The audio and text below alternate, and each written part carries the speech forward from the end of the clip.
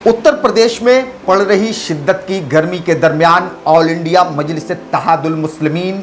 के कौमी सदर आली जनाब बैरिस्टर असदुद्दीन ओवैसी साहब 15 जुलाई को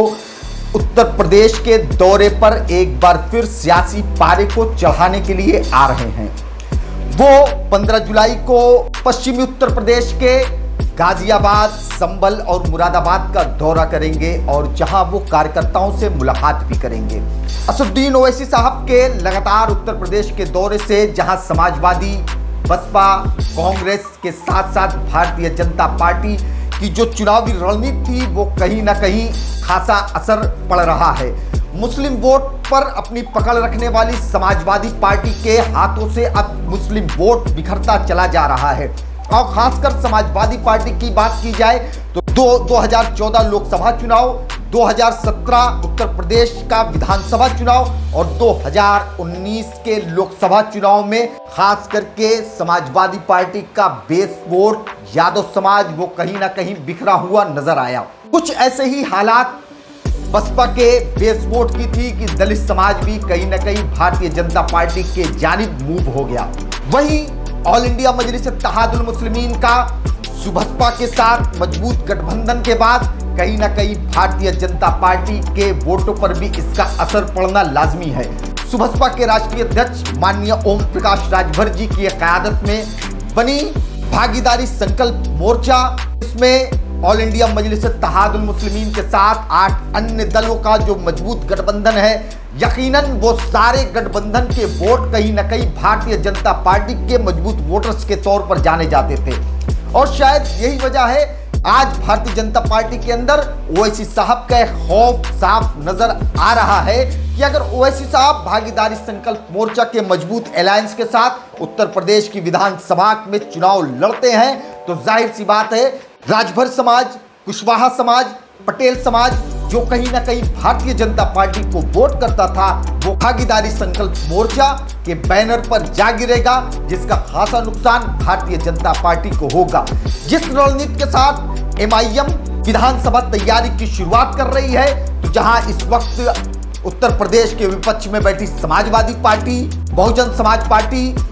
और उसके साथ साथ उत्तर प्रदेश में भारतीय जनता पार्टी को भी एक मजबूत चैलेंज मिल रहा है। अभी यही नहीं, इसके पहले 12 जनवरी को बैरिस्टर असदुद्दीन ओवैसी साहब ने पूर्वांचल का दौरा किया, जिसमें उन्होंने आजमगढ़ और जौनपुर के कार्यकर्ताओं से मुलाकात किया। वहां पर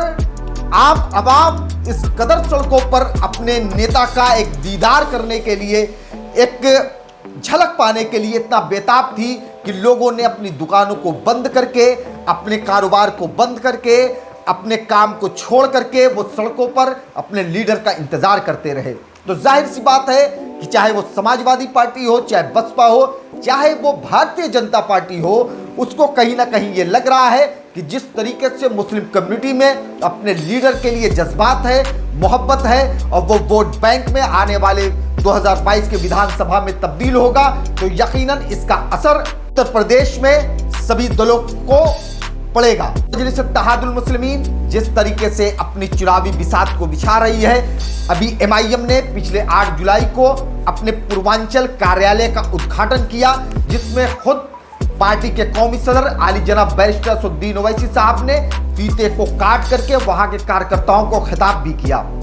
ये जो सारी चीजें हैं वो कहीं ना कहीं आने वाले इलेक्शन की मजबूत रणनीति के तौर पर देखा जा रहा है। और इस रणनीति का उत्तर प्रदेश पर इतना जबरदस्त असर पड़ा कि उत्तर प्रदेश की मुख्य अपोजिशन पार्टी समाजवादी पार्टी से एक न्यूज चैनल के एंकर ने जब पूछा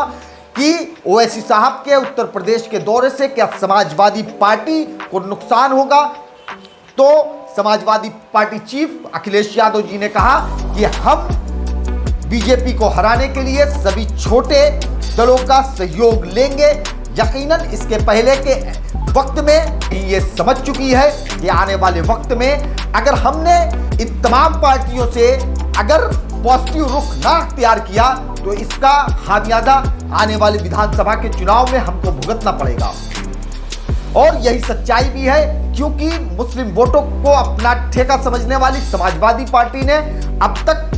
उत्तर प्रदेश में सबसे ज्यादा मुसलमानों का वोट लेकर के सरकार बनाई, मगर जब सरकार बनती है तो मुस्लिम कम्युनिटी के हक और अधिकार को जीतने के बाद ताक पर रख दिया जाता है। तो ये सारे गम और गुस्से आज मुस्लिम कम्युनिटी के दिलों में है, क्योंकि मुस्लिम कम्युनिटी ने यह देखा उत्तर प्रदेश के अंदर कि सबसे कद्दावर लीडर समाजवादी पार्टी के जब उनके यूनिवर्सिटी जौहर यूनिवर्सिटी पर हमला होता है, जब आजम खान साहब के ऊपर से जायद मुकदमे दर्ज कर दिए जाते हैं, तो कोई समाजवादी पार्टी का लीडर उनकी आवाज उठाने के लिए खड़ा नहीं होता है। जब मीडिया के जरिए से यह बात उत्तर प्रदेश के साथ साथ पूरे देश में गूंजती है कि ऑल इंडिया MIM के चीफ बैरिस्टर असदुद्दीन ओवैसी साहब आजम खान साहब के परिवार से मुलाकात करेंगे, उसके बाद उत्तर प्रदेश की तमाम नामनिहाद सेकुलर पॉलिटिकल पार्टियां वो आजम खान साहब के घर पर जाना शुरू कर देते हैं। ये सारी चीजें अवाम कहीं ना कहीं खास करके मुसलमान समझ रहा है। तो जाहिर सी बात है कि आने वाले वक्त में ये जो अभी जज्बात है, जो भीड़ है, वो बैलेट बॉक्स के अंदर नजर आएगा, क्योंकि उत्तर प्रदेश के मुस्लिम कम्युनिटी को यह लगता है कि कहीं ना कहीं हमारे साथ ज्यादतियां हुई हैं, कहीं ना कहीं हमारे साथ नाइंसाफियां हुई है, और उस नाइंसाफी को लेकर इस बार समाजवादी पार्टी के खिलाफ उत्तर प्रदेश का मुसलमान ऑल इंडिया मजलिस इत्तेहादुल मुस्लिमीन को एक मजबूत पार्टी के तौर पर देख रहा है।